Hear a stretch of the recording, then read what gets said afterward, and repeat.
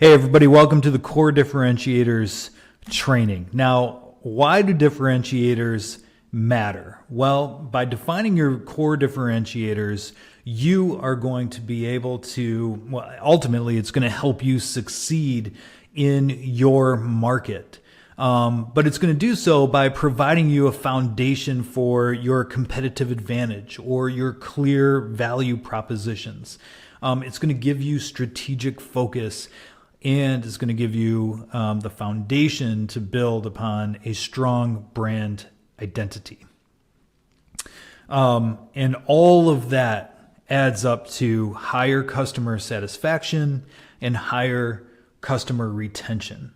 And so by articulating and leveraging these strengths, you are going to be able to attract and retain, drive business growth, and achieve long-term success. So before I get into it, I want to recognize some mistakes that people make while they're going through this process. Number one is rushing through and focusing in on those things that you think your customers want, but not necessarily what your customers have told you that they value. Now, it's really important not to go by gut feeling here, but to take the insights that we gathered from developing our ideal customer profile, understanding what they value most, and aligning our differentiators to them. The other thing is confusing features with differentiators. Now, this is a big one. So many people mistake their product or their service features with being something that is going to set them apart. Now, the problem with this is features can be replicated, whereas differentiators will highlight your unique qualities or your value propositions that set your brand, your company apart from the rest that are in the competition. And they are really hard to replicate because it's a part of your core being. And the third one is trying to be different in every area. So instead of focusing in on a few strong differentiators, companies are going to try to stand out in every aspect of their business. And what this does is it's going to dilute the message, and it's going to make it really hard for customers to understand what really sets you apart. And so what you need to do is focus on 3 to 5 core areas where you truly excel and you're truly different. So I want to talk about this blending in problem.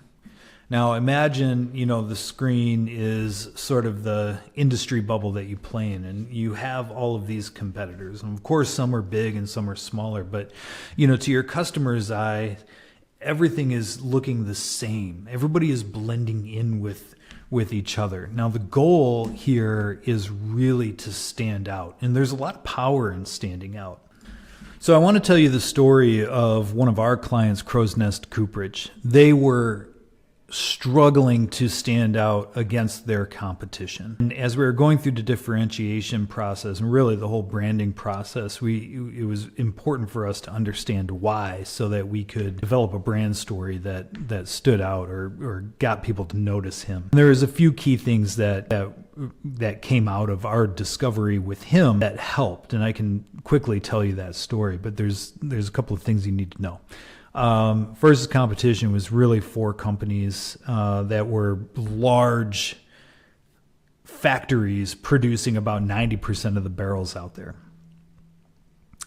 His ideal client profile were micro distillers looking to create the very best bourbons, but they were looking to do something that was completely unique and completely different than what their competition was doing, so that they could get noticed. The other thing is they get noticed by entering and winning awards and by gaining that recognition and prestige. So that was a big part of their marketing efforts. The next thing that you need to understand is that the factories were producing basically the same barrel over and over again, thousands of them, and flooding the market. When we were talking to our client, he said, look, there's ways that you can make the barrel so that you can inform different flavor profiles of whatever the distiller is looking to achieve. So what I like to do is go in and have a conversation with the distillers first, understand what their goals are for this specific spirit, And then I can build a custom barrel specifically answering to those flavor profiles that they want to achieve in this particular bottle. And without us having that conversation and without us going through this differentiation strategy, we weren't able to truly identify why his ICP would choose him over the competition. The competition is creating a cheaper product, meaning like, it's good, it's going to hold the liquid, it's going to hold the juice, but they're price controlling. So they can sell it for, let's say $200 a barrel. Joe, on the other hand, can't. He doesn't have the purchasing power that they have. So all of his raw material is coming in. It's a little bit more expensive. He's spending more time on each barrel, which it makes it a little bit more expensive. All this added up to was when the competition could sell theirs for $200, he has to sell his for $400. And so it was really hard for those distillers to justify buying his barrel over the other. Now, when he came in and could say, look, I can custom make a barrel for you for the exact spirit and flavor profile that you're going for so that you will win an award. And that was his promise. Then they started to see the difference, and it gave them a reason to, really choose them over that production model. So standing out can be a real powerful tool for you and allow you to escape sort of that price, those price wars, where you're going in and you're trying to lower your prices or compete on price every time. Now, there's power in standing out, right? And you're going to gain a competitive advantage. You're going to be able to craft a compelling value proposition. You're going to focus your strategy. You can build a strong brand identity, and ultimately you're going to increase your customer satisfaction and customer loyalty. This is another mechanism that's going to allow us to increase that lifetime value of your customer once you get them in the door, and they can see very clearly what your differences are and how that answers back to their needs. And I think that's the most important thing. Let's dive a little bit deeper into the benefits here. Competitive advantage, like it's going to allow you to attract customers with your unique offerings, so you can escape the commodity. People are going to see you different. They're going to see your solutions as being different, and they're going to be drawn to you. You're going to have a clear value proposition. You're going to help customers understand why they should choose you over the competition. You're going to be able to align your resources and efforts. You're going to have that strategic focus, and you're going to be able to build a distinctive and memorable brand on top of your differentiators, so that not only are you sounding and people are experiencing you in a different way, but they're also like looking at you in a different way. And you look different from your competition.